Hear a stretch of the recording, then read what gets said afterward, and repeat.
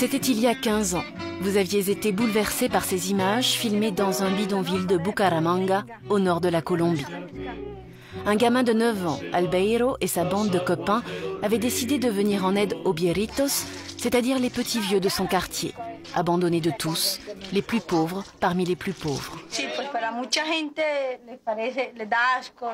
Pour beaucoup de gens, c'est repoussant de s'occuper de personnes âgées. Certains n'osent même pas serrer la main de leur grand-mère. Eh bien, nous, cela ne nous gêne pas de leur donner la main, de les aider à se laver, de nettoyer leur chambre et de les nourrir. Tous les jours, on leur apporte à déjeuner.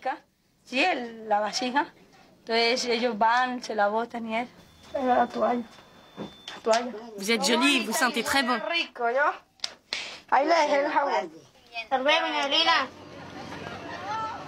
À l'époque, nous avions suivi Albeiro et ses copains. Notre reportage avait soulevé une forte émotion. Une vague de générosité a suivi. Les gamins du bidonville avaient reçu de l'argent du monde entier. Avec cet argent, ils avaient créé une fondation pour venir en aide aux petits vieux. Le conseil d'administration se réunissait une fois par semaine. Moyenne d'âge de ses membres, 9 ans. Dans leur quartier, ces gamins ont gagné un surnom. On les appelait les anges gardiens. Et avec l'argent qu'ils ont récolté, ils rêvaient alors d'un projet, construire un hospice.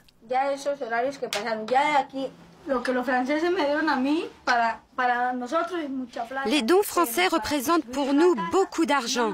Mais pour construire une maison, ça ne suffit pas. En fait, on pourrait monter les murs et le toit, mais pas construire de cuisine, de chambre et pas payer le personnel d'encadrement. Parce qu'on n'a pas assez d'argent pour payer tout ça. Pas assez d'argent. Mais en 1990, l'épouse du président colombien promet son aide. Elle propose de fournir le terrain et même de construire l'hospice pour que l'argent soit consacré uniquement aux frais de fonctionnement. C'est ici que nous avons prévu de construire notre hospice. Voilà le plan de construction. Faut pas perdre espoir, non?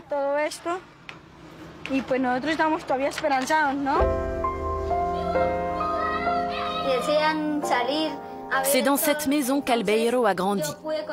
Il est le petit dernier d'une famille de 4 enfants. Très jeune, Albeiro a voulu faire des études et obtenir des diplômes. Sa mère est infirmière dans un hôpital de la ville, son père ouvrier dans le bâtiment.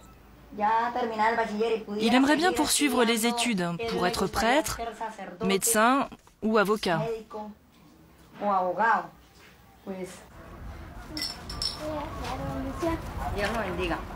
Mais le destin d'Albeiro en décide autrement. Ses parents sont pauvres, ils n'ont pas les moyens d'offrir des études à leur fils. Pourtant, Albeiro fait preuve d'une intelligence et d'une maturité étonnante pour un gamin de son âge. Ce bidonville du Nord est abandonné surtout pour le troisième âge. Ce quartier est abandonné par les institutions, par la mairie. Nous sommes de plus en plus pauvres.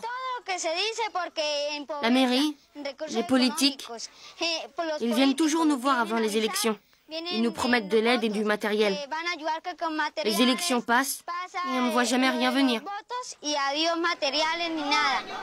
Mais Albeiro, lui, reste fidèle à son rêve, construire son hospice pour les vieux du bidonville.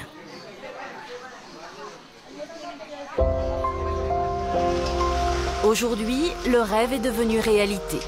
Albeiro a construit son hospice, un bâtiment flambant neuf baptisé Un petit coin de France, en remerciement pour les dons versés par les Français.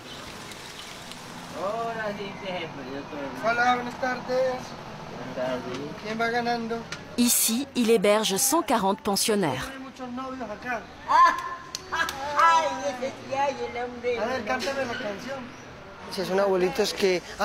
Ces personnes âgées ont beaucoup souffert. Elles ont le cœur déchiré.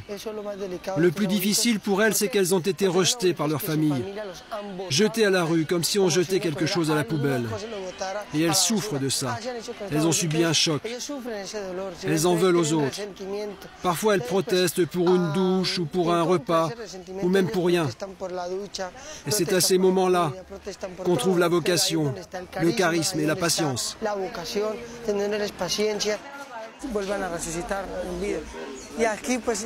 Aujourd'hui, ils reprennent goût à la vie.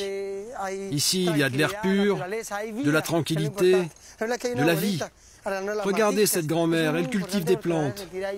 C'est important pour elle de se sentir importante. Regardez ces grands-pères, ils cultivent leur maïs, leur yucca, leurs bananes, leurs oignons. La plupart sont des paysans. Ils ont dû fuir la campagne à cause de la guerre et de la violence.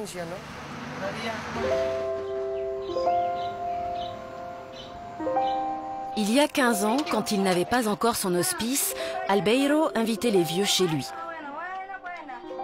Il offrait un repas chaud et beaucoup de réconfort.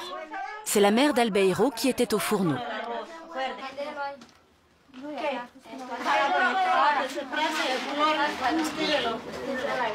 Après le repas, il y avait parfois une distribution de vêtements. Ce jour-là, des pères jésuites en avaient apporté tout un carton. Quelques jours plus tôt, ils avaient reçu des tenues de sport. J'aimerais bien une petite chemise pour moi.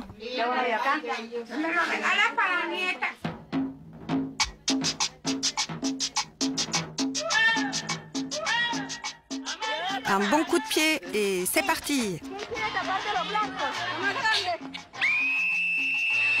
Yeah.